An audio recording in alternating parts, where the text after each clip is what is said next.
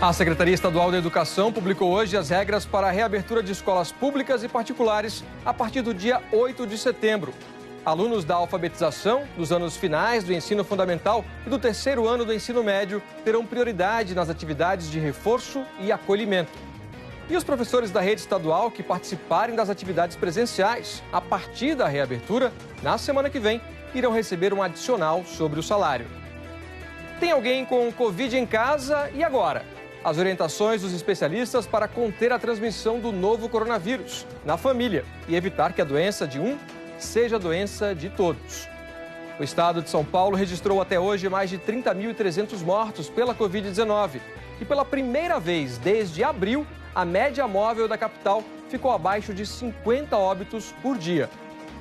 A Polícia Civil prendeu uma quadrilha suspeita de desviar R$2 milhões de contas bancárias. Os criminosos levavam uma vida de luxo com o dinheiro furtado, até de beneficiários do auxílio emergencial. O litoral norte de São Paulo visto de cima, bem de cima. Fotografias tiradas pelo comandante da Estação Espacial Internacional deram o que falar nas redes sociais e vão ajudar no projeto de doutorado de um aluno de oceanografia da USP. E os 110 anos do Corinthians. Felipe Diniz.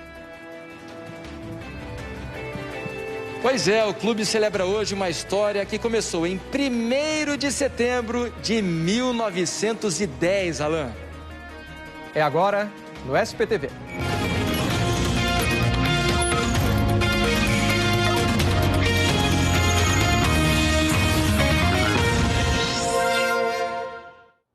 Olá, boa noite para você. 7h12 agora. O SPTV começa com um assunto que tem gerado muita ansiedade e discussões entre pais, alunos e professores. A reabertura das escolas em meio à pandemia.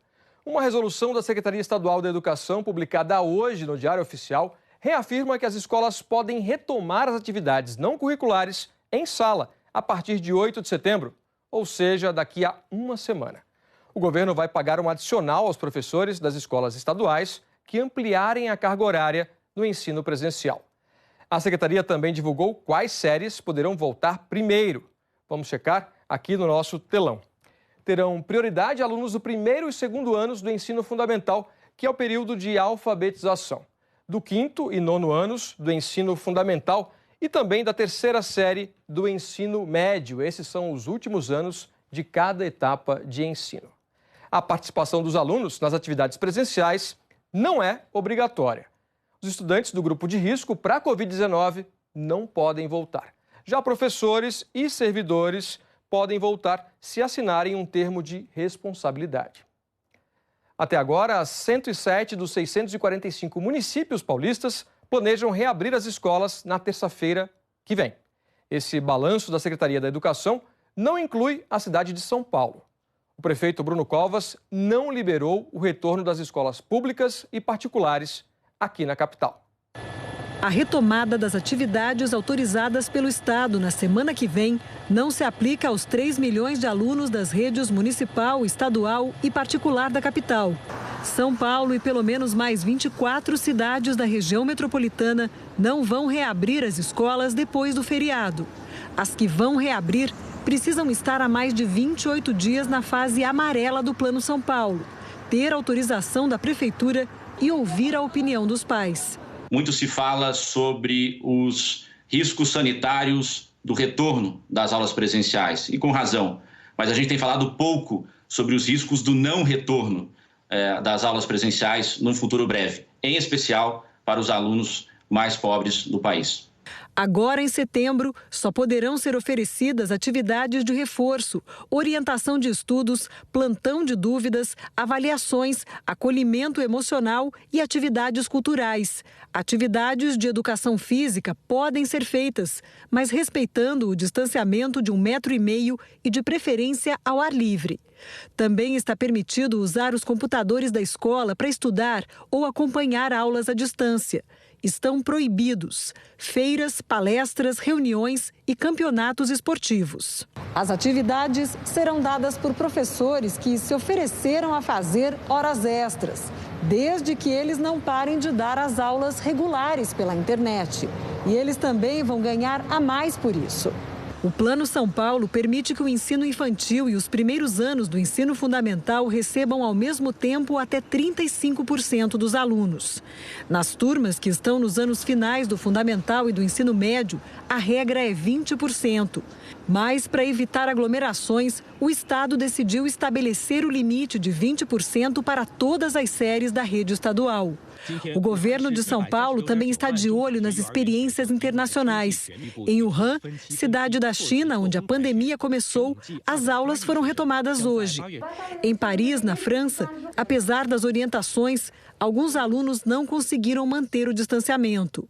Em Nova York, nos Estados Unidos, o prefeito cedeu à pressão de professores e diretores de escolas e adiou a volta às aulas do dia 10 para 21 de setembro. O secretário estadual de Educação não descarta tomar a mesma decisão e também adiar o início das aulas presenciais, programadas para 7 de outubro. Durante o mês de setembro, vamos avaliando com mais cuidado, aprendendo com essas iniciativas para preparar o retorno para outubro ou avaliando durante o mês se a data é apropriada de reabertura da aula presencial mesmo no mês de outubro. E olha só, as atividades presenciais só serão permitidas nas escolas que tiverem produtos de higiene e equipamentos de proteção individual para todos. Também será obrigatório medir a temperatura. Quem estiver com mais de 37,5 deve voltar para casa. E só lembrando, aqui na cidade de São Paulo ainda não há previsão para a volta às aulas presenciais. O certo é que não dá para descuidar em lugar nenhum, né? Os infectologistas alertam agora para as medidas necessárias dentro de casa. É que o último inquérito epidemiológico da capital mostrou que a Covid-19 está avançando mais entre famílias que concentram um grande número de pessoas em moradias pequenas. Vamos conferir aqui no nosso telão. Em casas com 1 ou 2 moradores, a prevalência da doença, olha só, é de 8,9%. Onde moram de 3 a 4 pessoas, já sobe para 10,8%. Agora, nas casas de 5 ou mais, a prevalência, 10,1%. Nas casas de 5 ou mais pessoas, a prevalência é de 16%, quase o dobro do registrado em casas onde moram até 2 pessoas. Quando alguém da família fica doente, é preciso adotar logo uma série de medidas para evitar que a Covid-19 se espalhe dentro de casa. Veja na reportagem da Laura Cassano. Aqui é a sala, as crianças, a minha irmã. Aqui é a nossa cozinha, banheiro. Tem um banheiro só para todo mundo. Aqui onde é o quarto, né? Dorme umas 5 pessoas aqui. Ali é os colchões, travesseiros. E esse é todo o nosso espaço que nós temos no momento. Essa foi uma visita virtual pela casa da Maria, em Paraisópolis. Ela mora com a mãe, que tem uma doença pulmonar e faz uso de oxigênio, mais 2 adultos que estão desempregados e 4 crianças que não estão indo para a escola. A maior preocupação da família é o que fazer se alguém se infectar. A gente evita de sair, só sai o necessário, para mercado. Então o cuidado é bem dobrado.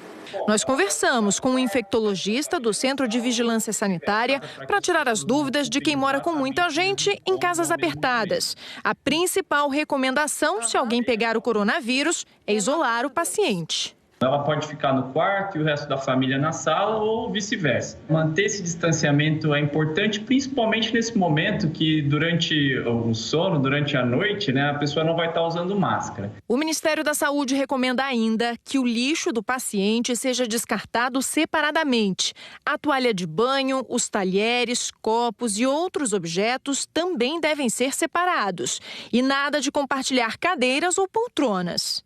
E na hora de assistir a televisão, a família vai ver a novela, como é que se organiza para fazer isso de uma maneira segura, se tiver alguém infectado em casa?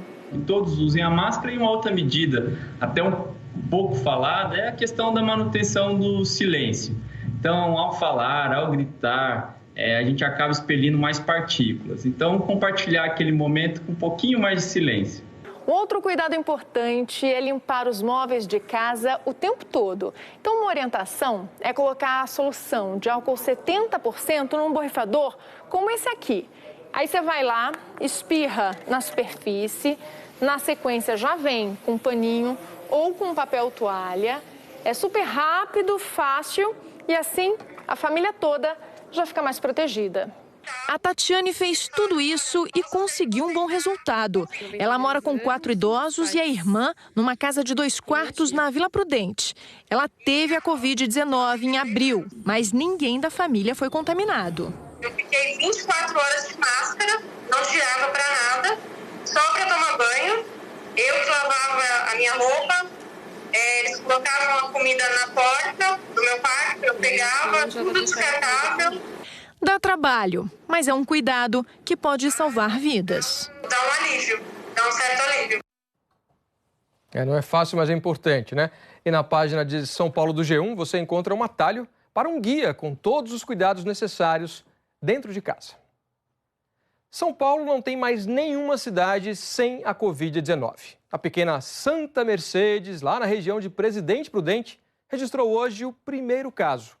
E os números da doença no estado continuam subindo. Vamos acompanhar aqui no telão a evolução da Covid-19 com base nos dados do consórcio de veículos de imprensa. A gente começa com o número de casos confirmados. O estado já tem 814.375 casos confirmados. São 10.033 a mais do que ontem. Agora o número de pessoas que perderam a vida para a Covid-19. Já são 30.375. 361 mortes registradas nas últimas 24 horas. Agora nós vamos conferir a média móvel de mortes na cidade de São Paulo. E temos uma boa notícia. Pela primeira vez desde o dia 23 de abril, aqui nesse ponto do gráfico, a média móvel ficou abaixo de 50 mortes por dia. Nessa terça, a média de 48 mortes por dia na capital. Uma queda de 25% em relação a 2 semanas atrás, quando o número estava, olha só, em 64. Hoje é o 7º dia consecutivo com tendência de queda. Os prefeitos das 9 cidades da Baixada Santista pediram hoje ao governo do estado o apoio da Polícia Militar para uma operação especial no feriado prolongado.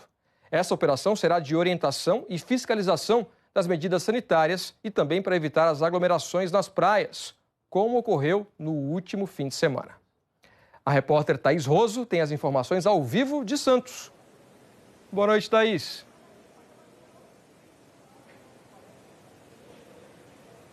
Oi, Alan, uma boa noite para você, boa noite a todos. É isso, como você disse, os 9 prefeitos aqui das cidades da nossa região da Baixada Santista, eles pediram esse aumento do efetivo para ajudar na fiscalização nos moldes como acontece na Operação Verão, já conhecida aqui no litoral de São Paulo, mas isso ainda não ficou acertado. O secretário de Transportes e o secretário de Desenvolvimento Estadual, que participaram também dessa reunião, vão levar essa demanda para o governador João Dória. Um outro pedido foi uma ação de orientação, uma ação educativa que vai acontecer nas praças de pedágio da rodovia dos Imigrantes e também na rodovia Anchieta, onde todos os turistas que estiverem vindo para as cidades da nossa região vão receber máscaras, porque o que tanto as prefeituras das cidades e o governo do estado temem é que cenas como a do último domingo se repitam.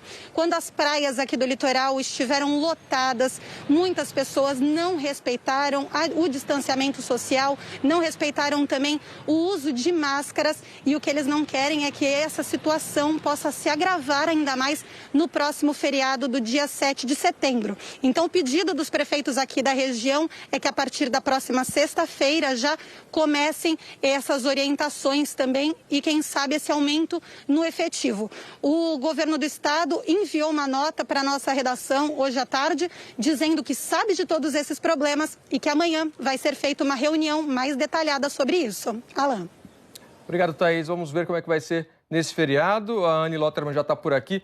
Anne, vai ser necessário muita conscientização da população, porque, pelo jeito, o tempo não vai ajudar, né? Boa noite. Pois é, Alan, boa noite para você, boa noite a todos. A chuva segura a galera em casa, né, Alan?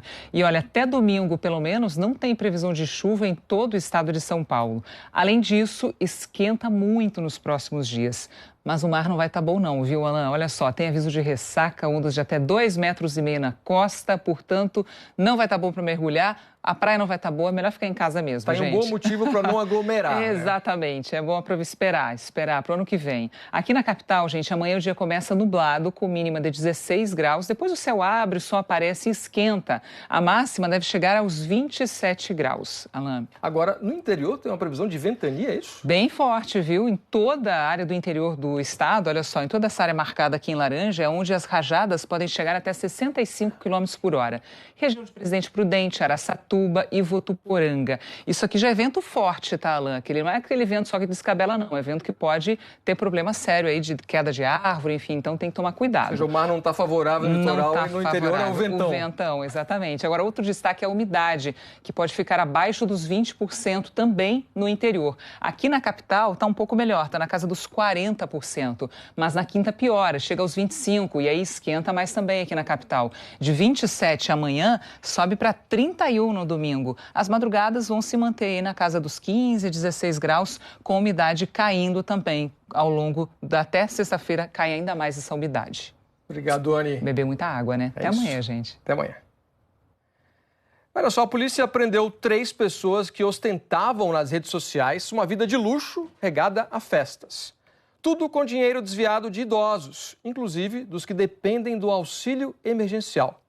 Veja na reportagem de César Galvão. Esse homem grisalho, fotografado em uma agência bancária da capital, segundo a polícia, sacou dinheiro em nome de outras pessoas. Os investigadores tentam descobrir quem ele é de verdade. Em documentos apreendidos, ele usa os nomes de Vanderlei, Glauco, Miguel, Augusto ou até o oriental Antônio Nobuaki. O homem tem 11 carteiras de habilitação e 3 RGs com a mesma foto. O que a polícia diz ter certeza é que o dinheiro que ele desviava das contas de pessoas idosas ia direto para 3 pessoas presas hoje cedo. Bruna Chambo, Wesley Patrick Caltran, que já tinha sido preso em 2010 por roubo, e Leandro Lopes dos Santos, que era procurado por estelionato. Segundo a polícia, Wesley escondia em casa R$19 mil. Documentos falsos, inclusive os do homem fotografado no banco, e uma arma. Pelas redes sociais, a investigação descobriu que Wesley era o chefe da quadrilha e vivia muito bem com o dinheiro dos outros. Comprou moto e este carro importado e apareceu fazendo festa em Cancún, com direito a banho de champanhe. E fazia trilha com quadriciclo. A polícia suspeita que a vida de luxo, com festas e viagens internacionais, tenha durado cerca de 1 ano. Primeiro, os bancos detectaram desvios de altos valores. 2 meses atrás, uma mulher procurou a delegacia aqui de Pinheiros e denunciou que R$100 mil tinham desaparecido da conta bancária dela. Segundo a investigação, a quadrilha sacou de contas bancárias R$2 milhões. Às vezes, o furto era pela internet. Mas, na maioria dos casos, o grupo sacava e fazia transferências na boca do caixa dos bancos, usando cartões e documentos falsificados. O dinheiro era convertido em moeda estrangeira. Os investigadores fizeram outra descoberta. O grupo desviava dinheiro até de quem depende do auxílio emergencial do governo. Nós percebemos, tendo em vista agora, o prosseguimento, inclusive, do auxílio emergencial, eles prosseguiram praticando esse tipo de delito. Haja vista os cartões apreendidos, que são especificamente aí utilizados para esse tipo para essa finalidade por essa organização criminosa. Agora a ostentação acabou. A polícia diz que pelos crimes que os 3 são investigados, eles podem pegar até 40 anos de cadeia.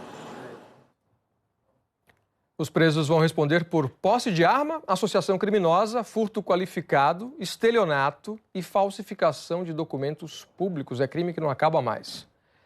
Em Guarulhos, a polícia investiga outra organização criminosa por estelionato. Segundo os investigadores, a quadrilha alugava e vendia imóveis, também usando documentos falsos. E o grupo também comercializava ilegalmente materiais de proteção contra a Covid-19. O repórter Roberto Paiva tem as informações ao vivo. Boa noite, Paiva.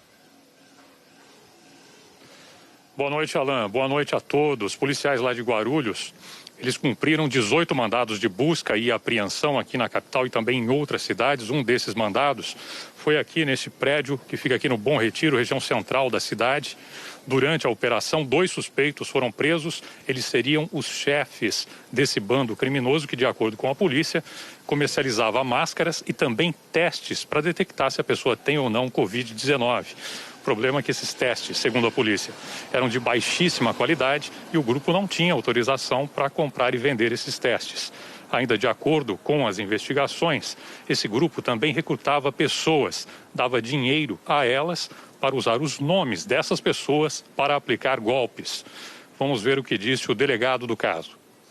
Essas pessoas abriam contas também em bancos, eram persuadidas, essas mesmas pessoas, por isso que insisto, é equívoco dizer as laranjas, abriam contas em bancos e obtinham cartões, obtinham os tokens respectivos. Grosso modo, foram golpes os mais variados, todos configurando o estelionato. O ministro Gilmar Mendes determinou que a investigação contra o senador José Serra, do PSDB, seja retirada da Justiça Eleitoral de primeiro grau e enviada ao Supremo Tribunal Federal. E que o STF encaminhe imediatamente a ação para a Procuradoria-Geral da República para as providências cabíveis por causa do risco de prescrição. Recentemente, o senador foi alvo de ação de busca e apreensão determinada pela Justiça Eleitoral de São Paulo. A ação apura doações eleitorais não declaradas para a campanha de Serra em 2014, no valor de R$5 milhões. Pelo Código Eleitoral, o crime de Caixa 2 prescreve em 12 anos. E como Serra tem mais de 70 anos de idade, esse prazo cai pela metade. Isso quer dizer que a ação contra ele poderá ser extinta a partir do dia 8 de setembro, ou seja, daqui a uma semana. A seguir, o estado de São Paulo visto da Estação Espacial Internacional e ainda os 110 anos do Corinthians. Felipe Diniz. Pois é, as festividades começaram na madrugada de hoje e já teve boa notícia para a torcida. Já já a gente conta, Alain. Vamos ver agora o trânsito ao vivo, começando pela Radial Leste, que tem trânsito um pouco mais movimentado aqui na volta para casa, em direção ao bairro. Agora a gente vai para a Avenida Luiz Inácio de Anhanha-Melo, que tem trânsito moderado nos dois sentidos, tanto para quem segue em direção ao centro, quanto quem vai em direção ao bairro. Agora, 7h32, o SP2 volta já. SP2 de volta, hoje é dia de festa para a torcida corintiana.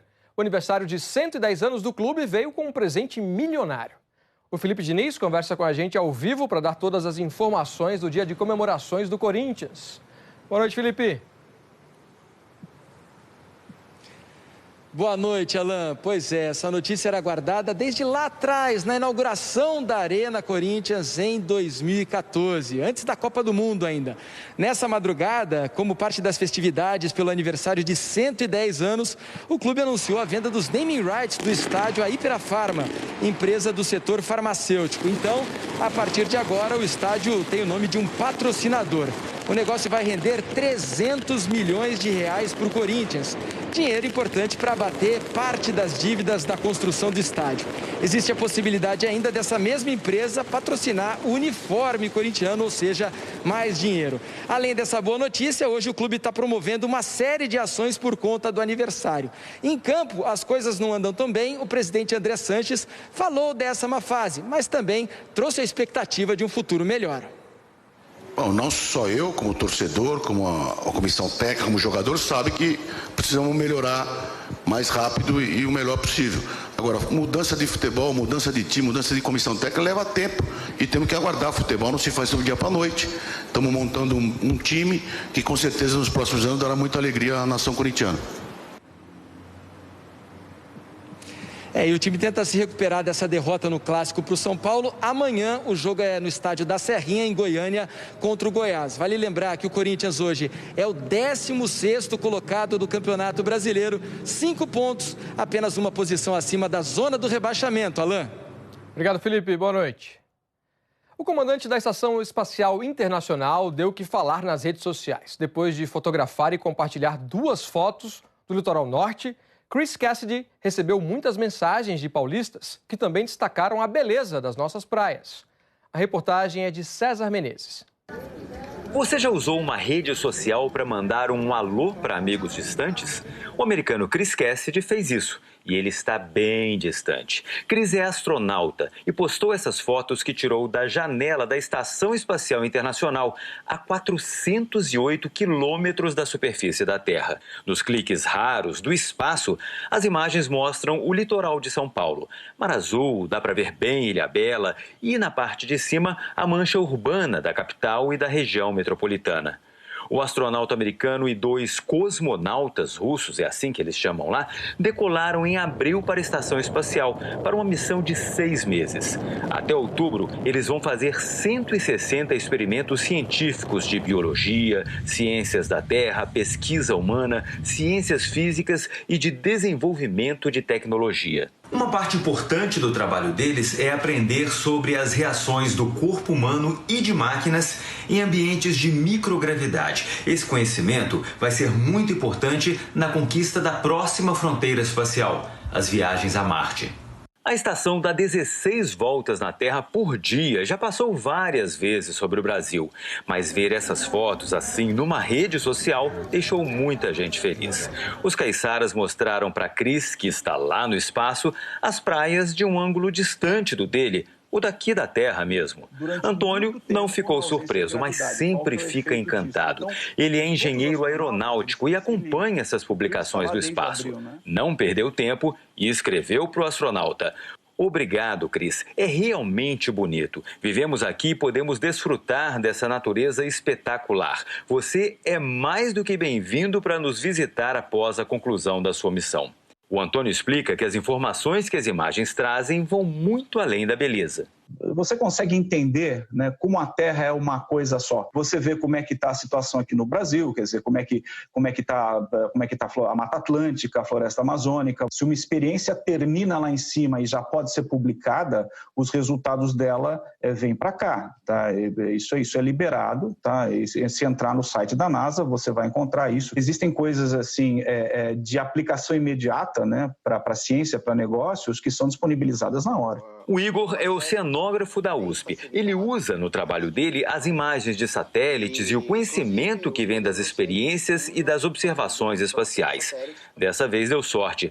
A foto do astronauta Chris Cassidy deu a ele imagens belíssimas para completar um estudo sobre o efeito das correntes marinhas sobre o esgoto no litoral paulista. Mostra um padrão ali na superfície, na dispersão de sedimentos, que é como se fosse uma maneira indireta de você ter uma consideração sobre as correntes superficiais. Então, isso mostra como a integração, como é importante para representar o oceano, que você considere outros aspectos que a gente geralmente não vê. E o que o Cassidy coloca sumariza isso tudo, né, com uma linda foto da região. É bonita de cima e de baixo.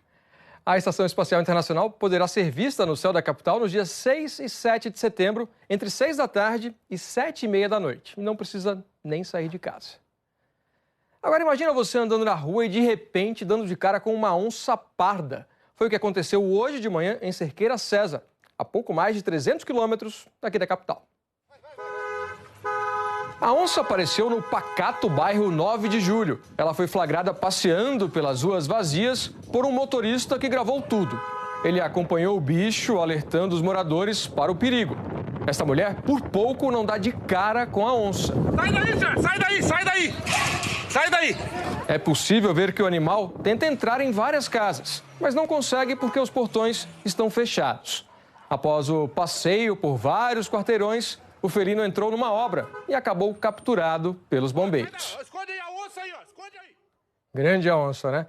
Uma equipe da Unesp de Botucatu sedou a onça, que depois foi devolvida à natureza. Ela passa bem e ainda não se sabe como foi parar dentro da cidade. A onça parda, também chamada de puma ou sussuarana, vive principalmente no Cerrado, na Caatinga e no Pantanal e tem hábitos noturnos. O SPTV termina aqui. As reportagens estão no Globoplay. O Jornal Nacional começa às 8h30 e no G1 você encontra mais informações sobre a Covid-19. Uma boa noite para você e até amanhã.